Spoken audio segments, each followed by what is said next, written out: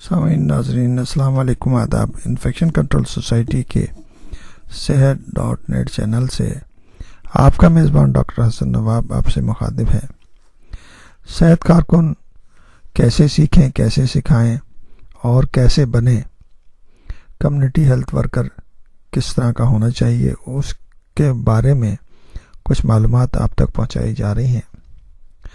اب تک آپ نے ہمارا چینل سبسکرائب نہیں کیا تو سبسکرائب کر لیں تاکہ روزانہ جو بھی نئی معلومات ہیلتھ کے بارے میں آپ تک پہنچتی ہیں وہ آپ تک پہنچتی رہیں اور آپ لوگوں تک پہنچاتے رہیں۔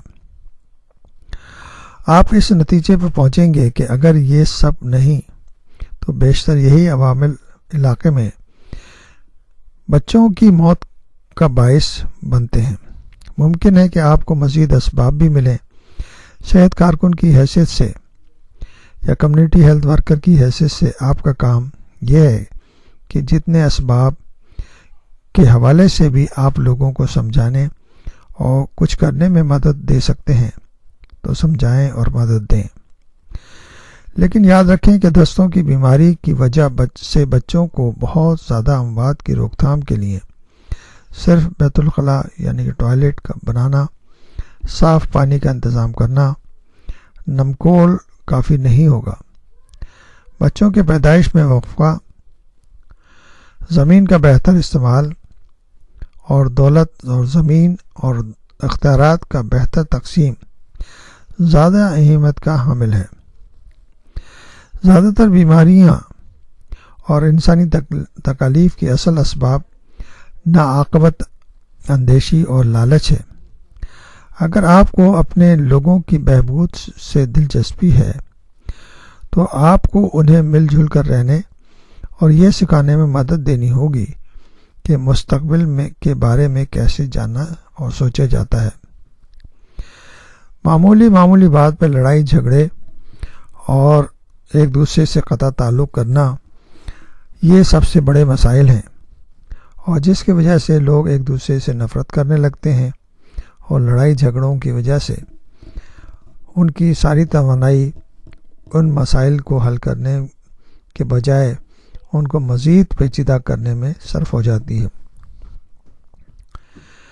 صحت کی دیکھ بھال کا تعلق کئی باتوں سے ہے۔ ہم نے دستوں کی بیماری اور ناقص غذا کے کچھ اسباب کا جائزہ لیا۔ اس طرح آپ دیکھیں گے کہ غذائی پیداوار، زمین کی تقسیم اور تعلیم اور لوگوں کو ایک دوسرے سے برتاؤ صحت کے بہت سے مسائل کا اصل اسباب ہیں۔ اگر آپ اپنے گاؤں، بستی اور محلے کے لوگوں کی بھلائی اور ترقی میں دلچسپی رکھتے ہیں تو آپ کو ان بڑے سوالات کا جواب سوچنے میں بھی لوگوں کی مدد کرنی ہوگی۔ صحت کا مطلب صرف بیمار نہ ہونا ہی نہیں، اس کا مطلب ہے کہ تندرستی، جسم، ذہن اور علاقے کی خیر عافیت، صحت مند ماحول میں جہاں لوگ ایک دوسرے پر بھروسہ کرتے ہیں، اپنی روزمرہ کی ضروریات مل جل کر پوری کرتے ہوں، قلت اور فراوانی کی زمانوں میں غم اور خوشیاں بانٹتے ہوں، اور اپنی اپنی بساط کے مطابق سیکھنے اور پروان چڑھنے اور رہنے بسنے میں ایک دوسرے کی مدد کرتے ہوں، وہاں زندگی بہتر ہوتی ہے۔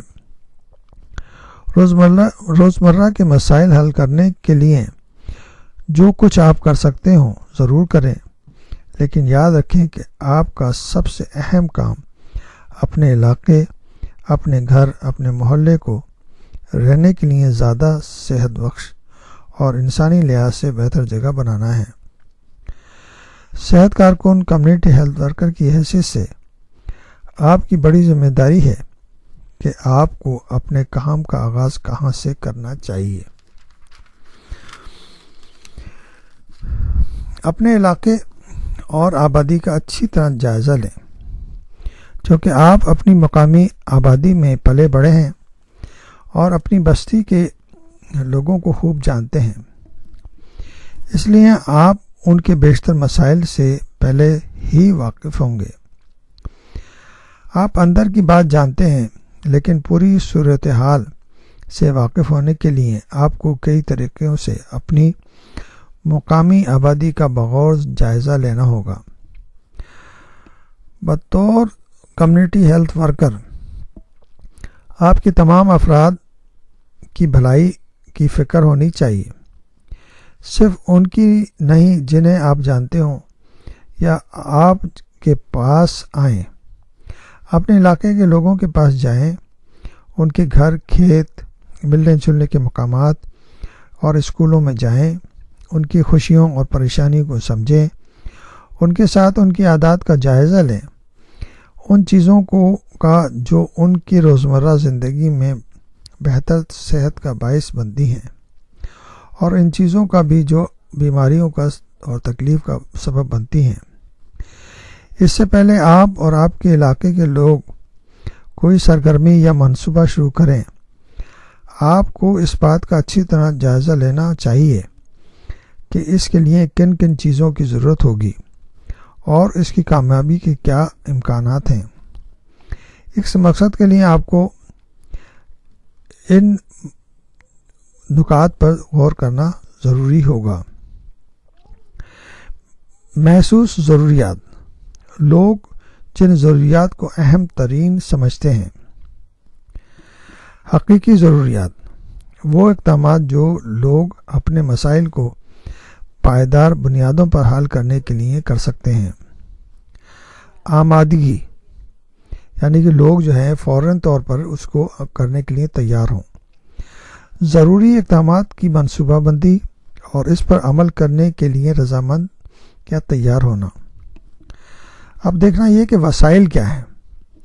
جن سرگرمیوں کا فیصلہ کیا گیا ہے ان کے لیے درکار افراد، مہارتیں اور سامان اور رقم موجود ہے یا نہیں، کیونکہ سب سے پہلے تو وسائل ہی ڈھونڈنا ہوں گے۔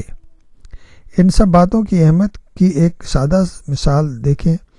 فرض کر کے بہت زیادہ سگریٹ پینے والا ایک شخص آپ کے پاس آتا ہے اور کھانسی کی شکایت کرتا ہے جو بڑھتی جا رہی ہے۔ اس کی محسوس ضرورت کھانسی سے نجات پانا ہے۔